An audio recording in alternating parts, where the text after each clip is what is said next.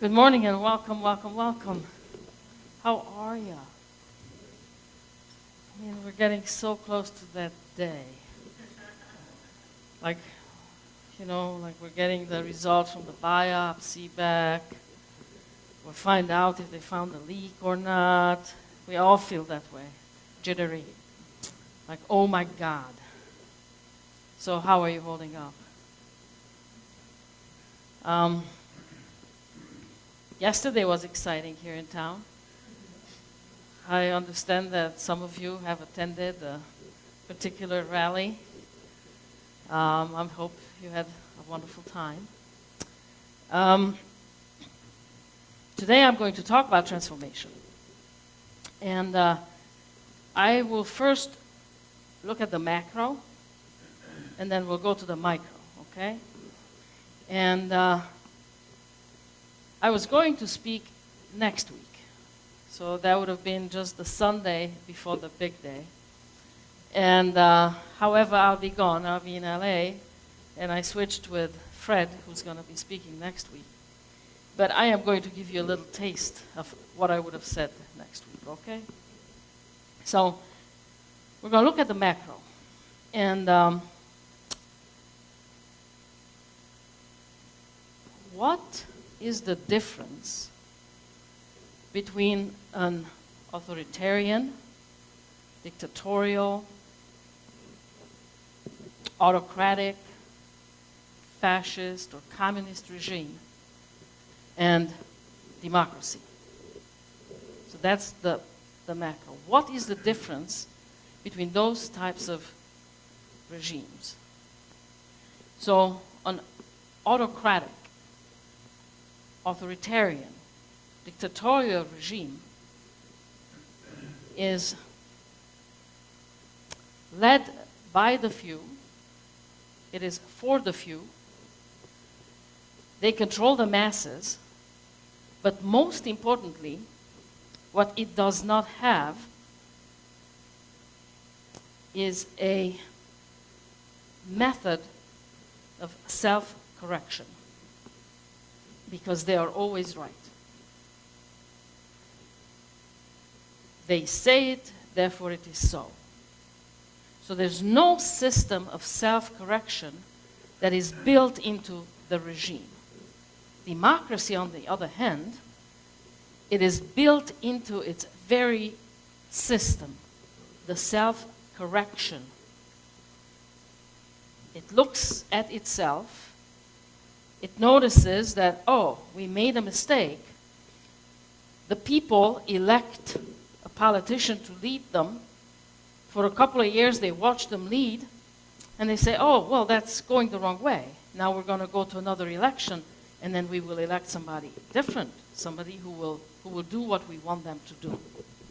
The autocratic regimes lack that self-corrective. Now, they also have elections. So just because, so election itself doesn't mean that it's a democracy. Russia has elections. Hungary has elections. There's just no chance that any other politician could come to power due to those elections. In a democracy, there is that possibility that a totally different politician with a totally different tilt can come to power if enough people vote for them. There's that self-correcting. The difference between, and this also applies to religions. Religions also lack the self-correcting mechanism, because God said so, therefore it is. So they're in the Bible. The Bible is from God, comes from God. How can you make corrections to that? You may make a different interpretation, but the Word of God is the Word of God. Now, the Constitution of the United States says, we the people wrote this document. We think it's a pretty good document. We just don't think it's perfect.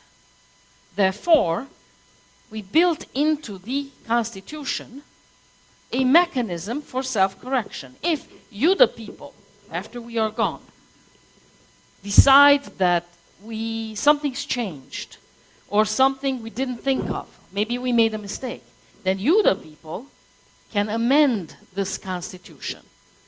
We are not making it easy for you, the people, to make changes, but we're making it possible. So if you really want to do it, you can do it. You just really have to apply yourself to it. But you can do it. So then we, the people, made amends. We said, no more slavery. We said, that was an amendment. Then we said, women can vote. That was an amendment. And so on and so forth. You guys are aware of those amendments. But in autocratic regimes, this is absolutely not possible. Now, if you look at the UU is run differently than, say, the Catholic Church, because this is a democratic system. And it's messy. It's messy like democracy tends to be messy. But in its bylaws, there is also this built-in method of self-correction. You said, we will not have dogma. Churches, religions have dogmas, and we see what dogmas do. Once you say it's a dogma, then it is so, and people just don't question it anymore. Also, it separates. I say I believe this way. If I believe this way, it separates me from you who believes otherwise. There's enough dogma in the world. We don't need that. What we are going to have instead, we're going to have some principles, we're going to have some values.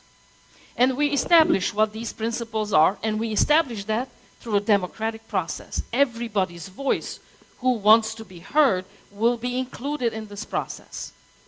And then we put it in the bylaws. It's built in that every so often we must look at our values and our principles and see if they still apply. If they do, if the democratic process says that it does apply, we're not going to change it. But if from within us a voice arises that says it's time to change these values and principles, then we will engage that process. And we've just been through that process. And it was messy. And there were those voices who said, if it's not broken, why fix it? It's not bad. I mean, we've lived with this for so long. Why do we have to change it? It's not like these changes that we made are so monumental. And then there were those, they actually are. These are actually very important changes. To say it in so many words that love is at the center is huge. We're not just implying it anymore. It's not a guessing game anymore. This is who we are, and we are going to speak it from the mountaintops. So we went through this process, and changes were made. And as we sit here and rest on our laurels, right, just know that the time is coming up when we will be looking at this. And we will check, does this still apply? Do we need to tweak it, change it, transform it? That time is coming, even though we've just been through this big hurdle. But it is built in our existence that we look at ourselves all the time and we adjust when we are called for. And that is transformation. That is the possibility for transformation. And in my opinion, nothing can be more loving than to be willing to look at a system and determine whether it is still serving the people that it guides, that it governs. Is it serving them well? Is it serving them with justice, with kindness, with compassion, and yes, with love? And if it doesn't, we correct. And if it does, we just carry on. Nothing is more loving than that. That is built into our very UU bylaws, into the governing documents of our whole existence. And a democratic government, theoretically, runs somewhat similarly. The checks and balances are built in there. Now, science is also created in a way, or exists in a way, that the self-correction is built into it. For instance, if you are a scientist, and some of you here are, and you wish to publish a scientific document, and then if you write E equals mc squared, I agree.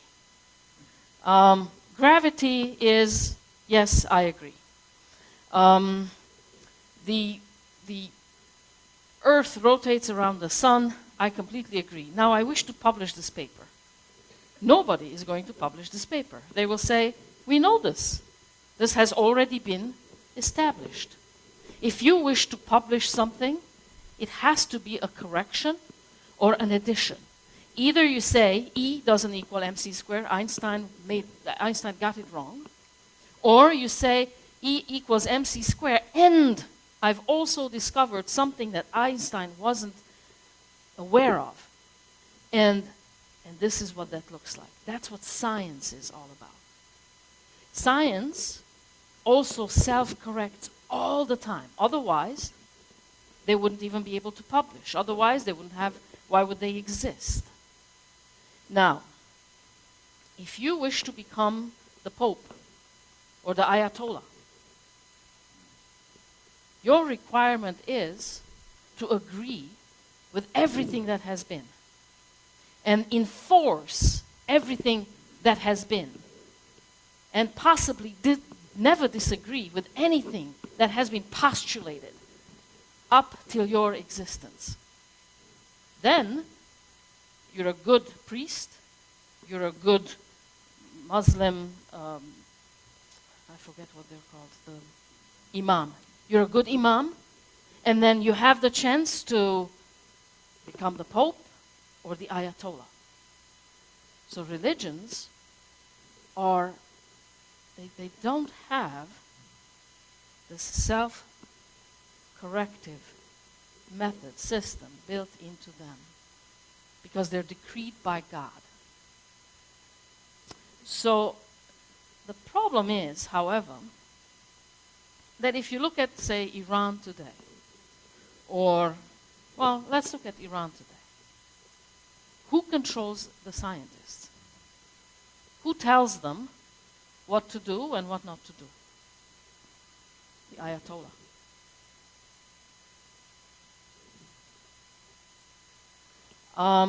In this country, also, who controls the scientists? Who has the budget, right? The power of the purse. It's the politicians. So it's not the ones who know science. It's the ones who can weave a story. It's the ones who can sell a story. And that story is either one of maximum authoritarianism. I say so, therefore it is, and everybody does as I tell. Or it could be a story that inspires, that might even have love at the center. But it is never the scientists, really, who set the course as much as the storytellers. So do you see now how important it is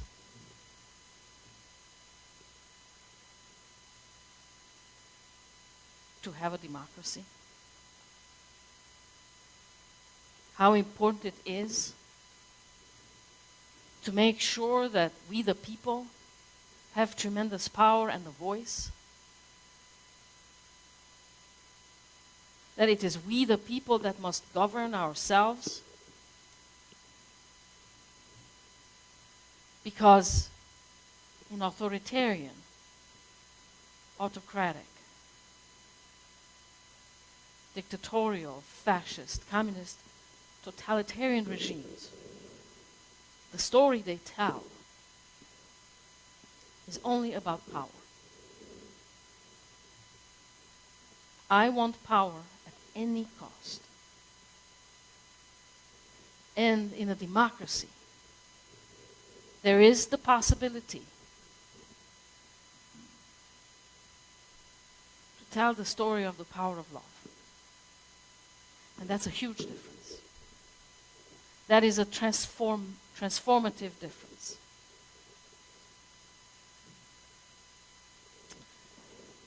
That's the macro. Now the micro. You and I.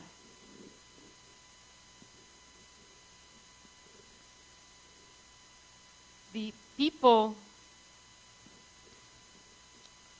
who have the most peace of mind, and we all want that, yes? Who here does not want peace of mind?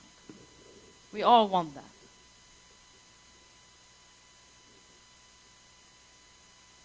Have within them the willingness to self-correct. They are the ones who won't necessarily believe everything they think. And everything they think, they are willing to question. Is it true? What if what I am believing and thinking right now isn't true? How would I feel if it wasn't true, what I'm thinking and believing? And then they are allowing for the possibility that maybe there needs some correction, and it has to happen in the self. Not so much out there, but a whole lot more in here. Because, in case you haven't noticed, it is extremely difficult to change others. If you've tried, you've probably tried it with your children, your spouses, heck, with congregants. You tried to change your minister, and it's just freaking impossible. But this one, you can. By keeping it in check, by questioning its every thought. Is it true? Can I be absolutely sure that it's true? And what if it's not true? Examine. Allow for self-correction. Because if you believe something, and we do it all the time, if you believe something that is not true, within there is a world of that belief. There is a world that ends up being so hurtful. And then it tends to also spread. People you come in touch with, you will envelop them with your world that you've created based on a story that is so false. And then if you keep yourself in check, then you create a world that is lovely, that is kind, that is compassionate, that is willing to stay in touch with reality. And now when you come in touch with people, it is that which you envelop them with. It is that touches them. And do you see how that might just have a transformative power within it? And truth is, we touch each other with good and with bad. We do. And they both transform. They both create the life that is associated with that belief system. So stay vigilant.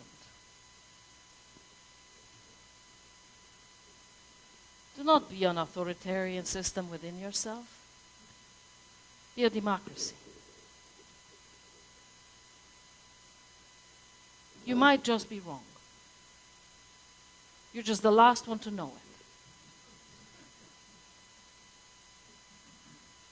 But you can also change this one by staying open and willing to question. And then, of course, the micro determines the macro. if more of us are willing to keep ourselves in check, naturally, that is the kind of system we would want to see without as well, in the world as well. As within, so without. This is what I always tell you, as within, so without. You probably can sum up now in probably 5 sentences everything I have ever said from this platform to you. As within, so without. As the micro, so is the macro.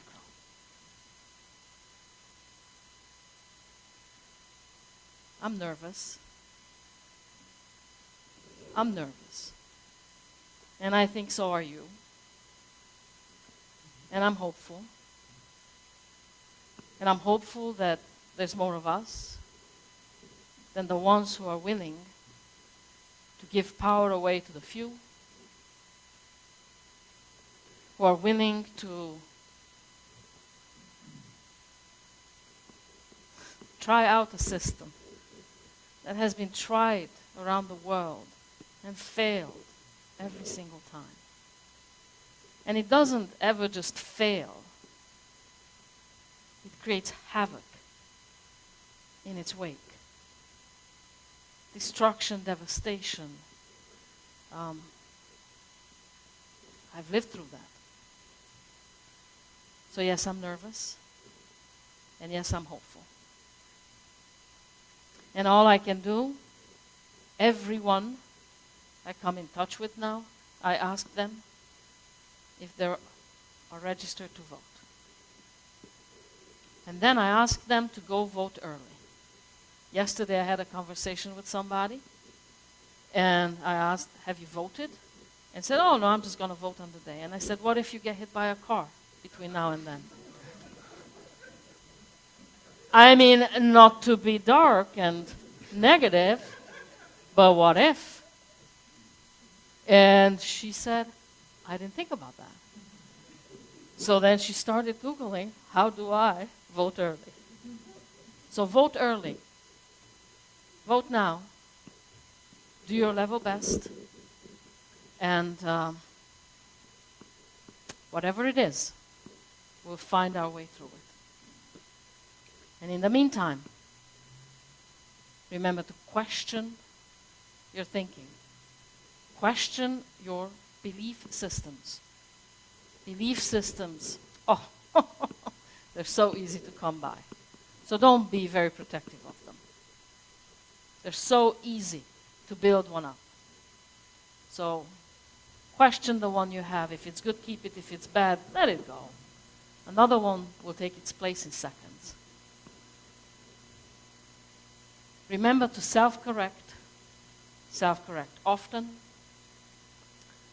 and that holds within the power of transformation, and I can think of no greater love than that. And so it is. Thank you.